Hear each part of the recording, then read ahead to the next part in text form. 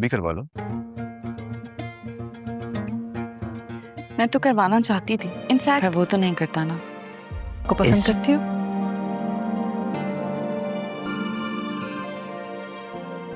آپ ہی نے تو کہا تھا پسند کیے جانے کے قابل ہے. پھر وہ تو ہینڈسم ہے، اسمارٹ ہے، انٹیلیجنٹ ہے. پسند کیے جانے کے جو ساری جائیداد انہوں نے وقت ہمارا بھائی جان کے قریب رہنا بہت ضروری ہے.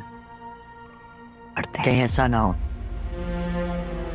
جائیداد انہوں نے پارس کے نام کی تھی وہ سب اٹھا کر خیراتی اداروں میں تقسیم کر دیں. انفیکٹ آنٹی نے مجھ سے ہی کہا تھا کہ چھوارے تقسیم کر دینا، لیکن تمہاری یہ اچھا سلیمہ کی شادی پہ آئے گا کیا؟ اچھا سلیمہ پوچھو اس سے دوبارہ یہ ایسا ناشتہ کرنے کب آئے گا.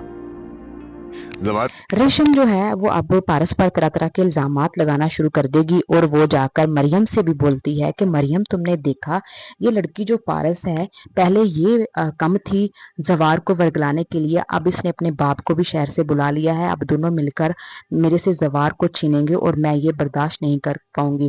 جیسے ہی ریشم یہ ساری باتیں کرتی ہے مریم کو بھی بہت زیادہ حیرانی ہوتی ہے کہ اچانک ریشم کو کیا ہو گیا ہے، کیونکہ ریشم کو بھی خطرے کی گھنٹی جو ہے وہ سنائی دے رہی ہے اور اس کو بھی پتا چل رہا ہے کہ زوار نے کبھی اس کے ساتھ اتنی بے تکلفی سے بات ہی نہیں کی. وہ تو اس سے جان چھڑواتا ہے اور جب بھی وہ بات کرنے کی کوشش کرتی ہے زوار وہاں سے نکل جاتا ہے. تو یہ ساری حرکتیں اس کو نظر آ رہی ہیں اور وہ جان چکی ہے کہ زوار جو ہے وہ اب اس میں کوئی انٹرسٹ نہیں دکھا رہا اور اب تو وہ سن لے گی زوار اور پارس کو بات کرتے ہوئے، جہاں پہ زوار جو ہے اپنی زبان سے اس بات کا اعتراف کرے گا کہ اس کو ریشم میں کوئی انٹرسٹ نہیں ہے. تو ریشم کے لیے یہ بہت بڑا صدمہ ہوگا. وہ اب پارس کی جان لینے کی بھی کوشش کرے گی. دوسری طرف جیسے ہی اس کو پتا چلے گا کہ پارس جو ہے وہ شہر سے آئی ہے اور شہر میں اس کا کوئی دشمن ہے، وہاب درانی اس کو ڈھونڈ رہا ہوگا، کیونکہ اس کو پتا تو چل ہی جائے گا ایک نہ ایک دن کہ پارس زندہ ہے اور بزدار نے میرے ساتھ جو ہے وہ کھیل کھیلا تھا یہ شو کرنے کے لیے کہ پارس جو ہے وہ مر گئی ہے اور اس کا قاتل جو ہے ندیم ہے. اسی طرح میرے ہاتھوں اس نے ندیم کو قتل کروایا اور خود اب وہ اپنی بیٹی کے پاس چلا گیا ہے. لہٰذا وہاب درانی کو یہ ساری باتیں پتہ چل جائیں گی. اگر اس کو نہیں پتہ چلیں گی تو ریشم اپنے دشمنی میں اس حد تک آگے چلی جائے گی. وہ جا کر وہاب درانی سے ملے گی اور اس کو بتائے گی کہ پارس جس لڑکی کو تم ڈھونڈ رہے ہو وہ ہمارے گاؤں میں ہمارے ہی گھر پر رہ رہی ہے.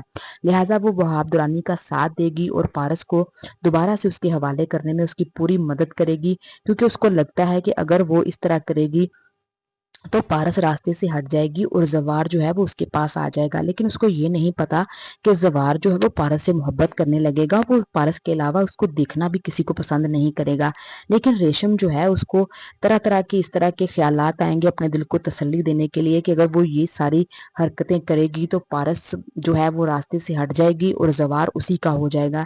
لیکن زوار تب بھی اس کے پاس نہیں جائے گا اور نہ ہی اس سے شادی کرے گا اور نہ ہی اس کو معاف کرے گا، کیونکہ جب وہ پارس کے ساتھ اتنا برا کرے گی تو زوار کیسے اس کو معاف کر سکتا ہے یا اس کو دوبارہ سے شادی کے لیے وہ منا سکتا ہے.